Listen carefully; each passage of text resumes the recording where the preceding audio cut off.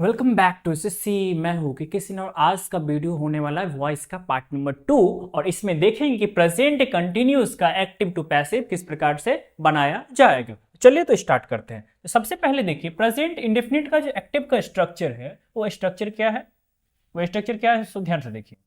सबसे पहले क्या क्या दिया हुआ है। तो सबसे पहले आपका दिया हुआ है सब्जेक्ट। सब्जेक्ट के बाद क्या दिया, इजेमार। इजेमार के वर्ब का फोर्थ फॉर्म एंड ऑब्जेक्ट। तो जनरली क्या होता है जब किसी भी एक्टिव को पैसिव में बदलते हैं, तो सब्जेक्ट के बदले ऑब्जेक्ट, ऑब्जेक्ट के बदले सब्जेक्ट। देखिए जैसे इसका मेन स्ट्रक्चर है subject plus is am are plus before plus object, ये मेन स्ट्रक्चर है। अब ये जो सब्जेक्ट, इस सब्जेक्ट के बदले क्या हो गया, ऑब्जेक्ट हो गया। इस इजेमार के बदले क्या हो गया, इजेमार हो गया। और V4 के बदले क्या हो गया, Bing plus V3।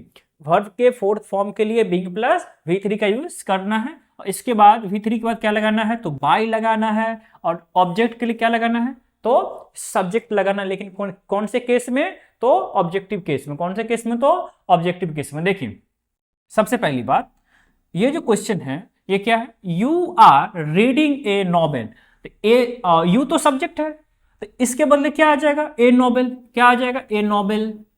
A novel is verb का फोर्थ फॉर्म के लिए being read, being read by you, by you, by you देना। चलिए पहला क्वेश्चन हो गया। Next, they are finishing their work. They are finishing their work, they subject है। इजेमार आपका हो गया हेल्पिंग वर्ब, फिनिशिंग हो गया वर्ब का फोर्थ फॉर्म, देयर वर्क हो ऑब्जेक्ट। देयर वर्क, ये जो देयर वर्क है वो ऑब्जेक्ट सब्जेक्ट बनेगा। तो their work is being finished by, they का ऑब्जेक्टिव केस क्या होता है, देम होता है। तो अभी हम लोग देखा है प्रेजेंट कंटिन्यूअस का अफर्मेटिव, प्रेजेंट इंडेफिनिट का, सॉरी कंटिन्यूअस का आपका हो गया अफर्मेटिव। चलते हैं नेक्स्ट। उसमें अब देखिए इसमें क्या है, नेगेटिव में स्ट्रक्चर क्या होता है। सो देखिए नेगेटिव का स्ट्रक्चर क्या है, सब्जेक्ट होगा, इजेमार होगा, नॉट होगा, वर्ब का फोर्थ फॉर्म होगा, उसके बाद ऑब्जेक्ट होगा। ठीक है, ये हो गया इसका एक्टिव का स्ट्रक्चर। किसका स्ट्रक्चर, एक्टिव का।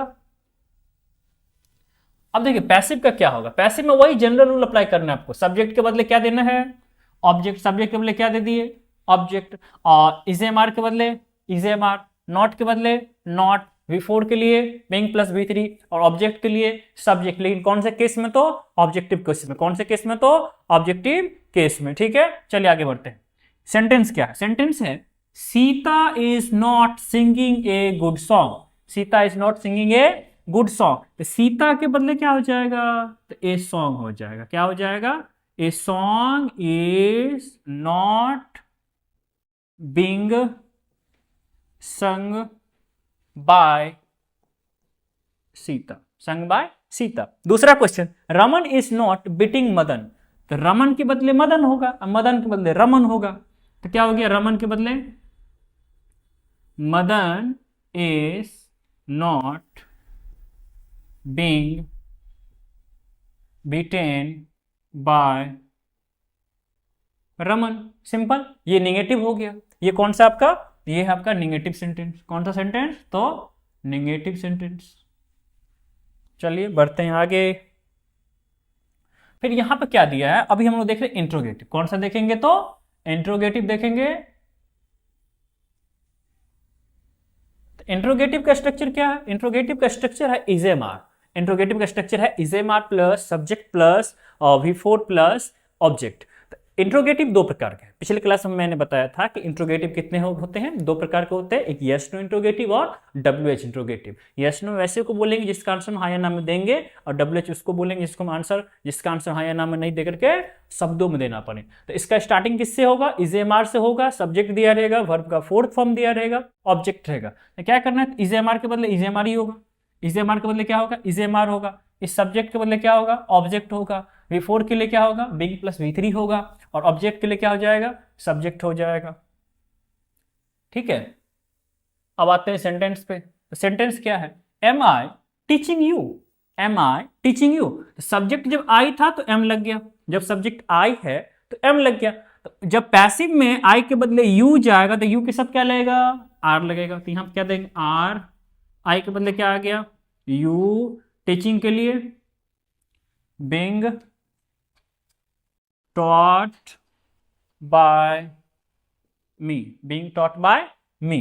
चलिए नेक्स्ट क्वेश्चन है, आर दे कॉलिंग अस। तो आर दे कॉलिंग अस, तो यहाँ पे वी हो जाएगा, तो इसके लिए भी क्या लगाते हैं, आर वी, कॉलिंग के लिए क्या हो गया, being called by them, being called by them। ठीक है, चलिए हो गया इंट्रोगेटिव, यस नो इंट्रोगेटिव। अब देखते हैं WH।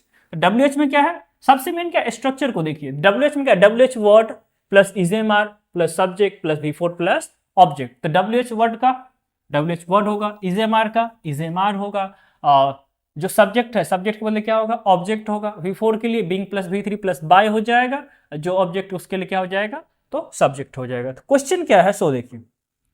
तो WH वर्ड है हाउ, तो हाउ के बदले क्या हो गया, हाउ ही रहेगा।